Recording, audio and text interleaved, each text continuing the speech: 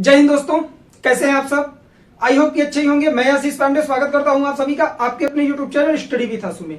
जैसा कि आप सबको पता है, प्रत्येक दिन सुबह 9 बजे करंट अफेयर से रिलेटेड एक क्लास मिलती है जिसमें हम लोग इंटरनेशनल रिलेशनशिप से रिलेटेड किसी लेटेस्ट मुद्दे के बारे में बात करते हैं। आज का जो वीडियो है, थंबनेल में आप लोगों ने देखा होगा, पूरी तरह से इंडियन ई वीजा पर डिपेंड होने वाला है। इंडिया के द्वारा प्रेजेंट टाइम में इलेक्ट्रॉनिक वीजा चालू किया गया या वर्चुअल वीजा, उसके बारे में बात करेंगे। यह क्यों चालू किया गया, क्या भारत में यह पहली बार हुआ है या इसके पहले भी हो चुका है, सारी चीजों पर विस्तृत तौर पे बात करेंगे।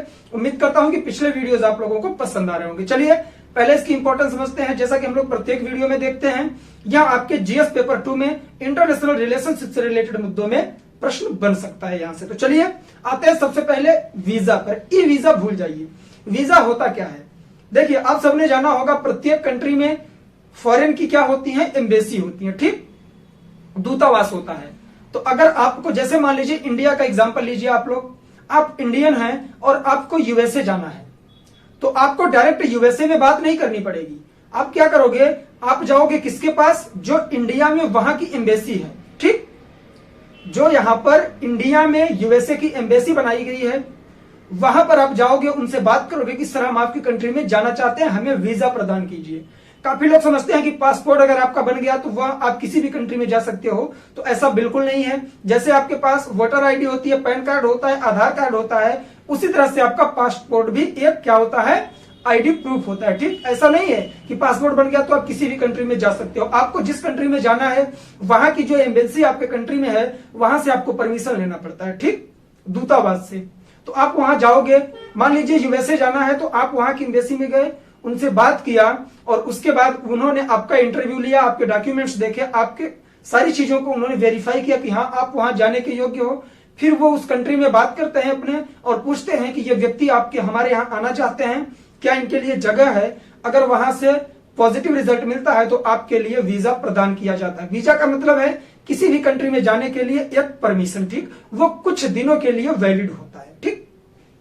तो सेम इसी तरह से इंडिया के द्वारा शुरू किया गया अफगानिस्तान में।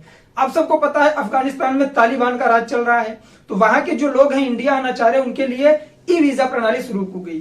शुरू करने का मतलब क्या है, क्योंकि प्रेजेंट टाइम में जो वहां पर हमारी एम्बेसी है वो पूरी तरह से बंद हो चुकी है, वहां कोई लोग नहीं है, तालिबान का कब्जा है। तो ई वीजा के माध्यम से, मतलब आप उस वीजा को प्राप्त करने के लिए जरूरी नहीं है कि आप एम्बेसी जाओ। इंडिया की तरफ से एक बड़ा कदम उठाया गया और ई वीजा स्टार्ट कर दिया गया कि आप ऑनलाइन अप्लाई करके क्या कर सकते हैं, वीजा प्राप्त कर सकते हैं, ठीक। तो यह पूरा का पूरा टॉपिक है। इसके साथ ही हम लोग यहां समझेंगे कि वीजा कितने प्रकार के होते हैं, इंडिया के द्वारा कितनी बार ई वीजा प्रणाली लागू की गई है। उम्मीद करता हूं कि आप सबको यहां पूरा का पूरा टॉपिक समझ में आ गया होगा कि वीजा होता क्या है और इंडिया के द्वारा ई वीजा क्यों जारी किया गया। अब बात आती है कि किसके लिए जारी किया गया।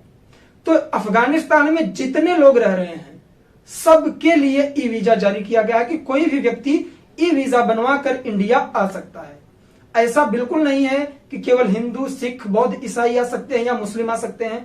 जितने भी लोग अफगानिस्तान में हैं वो यहां आ सकते हैं ई वीजा के माध्यम से। अब बात आती है कि अगर इतने लोगों को इंडिया यहां बुलाएगा तो कितने दिन रख सकता है। एक तरह से यहां क्या हुए, रिफ्यूजी हुए इंडिया में। अगर वो वहां से आ रहे हैं तो यहां नागरिकता तो दी नहीं जाएगी, ठीक, वो एक शरणार्थी की तरह यहां रहेंगे, रिफ्यूजी की तरह रहेंगे। तो क्या इंडिया में कोई रूल है कि जो रिफ्यूजीज आते हैं उनके लिए, ऐसा बिल्कुल नहीं है। तो फिर वो कब तक रहेंगे इंडिया में, इंडिया पर एक तरह से वो बाहर होंगे, तो उन्हें 6 महीने के लिए बुलाया जा रहा है। तो अब आपके माइंड में यह चीज आएगी कि सर 6 महीने के लिए तो बुलाया जा रहा है, गवर्नमेंट ने कह दिया, लेकिन वहां तो तालिबान का शासन हो चुका है। क्या पता कि तालिबान कई सालों तक वहां शासन करे, लोग वापस ही ना जाए तो उनके साथ क्या होगा। तो वो एक रिफ्यूजी बनकर इंडिया में रहेंगे, आगे चलकर इंडिया के लिए इससे प्रॉब्लम्स भी हो सकती है। अब बात आती है कि क्या हर व्यक्ति अप्लाई करके चला आएगा, तो ऐसा नहीं है। इंडिया की जो होम मिनिस्ट्री है, गृह मंत्रालय है, उसी के द्वारा यहां जारी किया जाता है। जब कोई अप्लाई करेगा तो गृह मंत्रालय को यहां बात पता लगेगी और वह वेरीफाई करेगा और वह जिसे परमिशन देगा, होम मिनिस्ट्री इंडिया का, गृह मंत्रालय की हाँ इन्हें इंडिया आना चाहिए, उन्हें बुलाया जा सकता है, ठीक। ऐसा नहीं है कि हर व्यक्ति आ सकते हैं। अब बात आती है कि क्या जो भारत के लोग वहां गए थे उन्हें आने में भी यह वीजा लगेगा क्या, तो ऐसा नहीं है, क्योंकि उन्हें अपने घर वापस आना है। जो वहां रह रहे हैं परमानेंट, वो अगर यहां आना चाहेंगे तो उनके लिए यहां ई वीजा जारी किया गया है। इसमें वरीयता दी गई है हिंदू और सिख धर्म के लोगों को। क्यों? क्योंकि ये वहां पर मिनोरिटी में रहते हैं, ठीक, वहां पर इनकी संख्या बहुत कम है और उनके साथ बहुत ज्यादा ज्यादती भी की जाती है। इस वजह से उन्हें वरीयता दी गई है कि वो कैसे भी अप्लाई कर सकते हैं और यहाँ आ सकते हैं। इंडियन गवर्नमेंट अर्थात होम मिनिस्ट्री के द्वारा उन्हें नहीं रोका जाएगा। पूरा टॉपिक आप लोगों ने क्लियर किया। अब आपके माइंड में एक चीज कहीं ना कहीं अगर पढ़े होंगे तो आ रही होगी कि सर क्या यह एक तरह से CAA की तरह तो नहीं है, सिटीजनशिप अमेंडमेंट एक्ट की तरह? तो यह बिल्कुल नहीं है। सिटीजनशिप अमेंडमेंट एक्ट जो था वह साल 2019 में लाया गया था और उसमें यह बात की गई थी कि अफगानिस्तान, पाकिस्तान और बांग्लादेश में रहने वाले गैर मुस्लिम लोग इंडिया में आ सकते हैं। लेकिन उसके लिए क्या कहा गया था कि जो 2014 में, ठीक, 31 दिसंबर 2014 के पहले जो लोग इंडिया में आ चुके हैं वहां से उन्हें यहां नागरिकता प्रदान कर दी जाएगी, अर्थात वो भारतीय नागरिक बन जाएंगे। तो CAA गैर मुस्लिम था और यह जो ई वीजा है वो हम उसमें प्रत्येक लोग आ सकते हैं, चाहे वो किसी भी रिलीजन से रिलेटेड हो, ठीक। तो यह पूरा का पूरा टॉपिक है। CAA और ई वीजा में आप लोग अंतर समझ गए होंगे। चलिए बोर्ड पर आते हैं और समझते हैं कि वीजा कितने प्रकार का होता है, ठीक।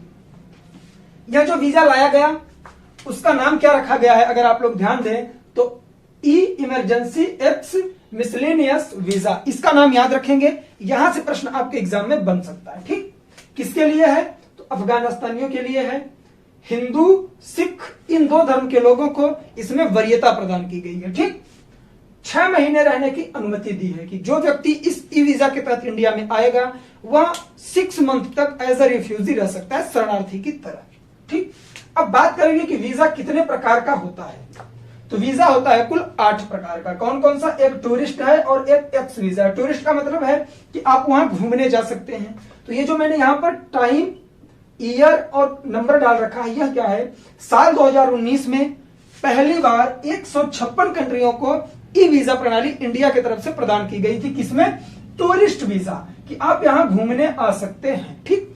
तो पहला वीजा हुआ टूरिस्ट, दूसरा हुआ एक्स वीजा। एक्स वीजा का मतलब यह है कि आप इंडिया में आकर रह सकते हैं, ठीक। उसके बाद आते हैं थर्ड पर। थर्ड है एम्प्लॉयमेंट वीजा, मतलब आप यहाँ आकर व्यापार कर सकते हैं, कोई रोजगार कर सकते हैं। स्टूडेंट वीजा, आप पढ़ाई करने जा सकते हैं, स्टडी करने।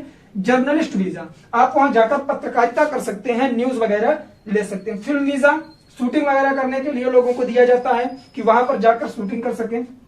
रिसर्च, किसी भी चीज के बारे में आपको रिसर्च करना है उसके लिए आपको वीजा मिलेगा। साथ ही साथ मेडिकल वीजा। मेडिकल वीजा बहुत इंपॉर्टेंट हो जाता है। क्यों?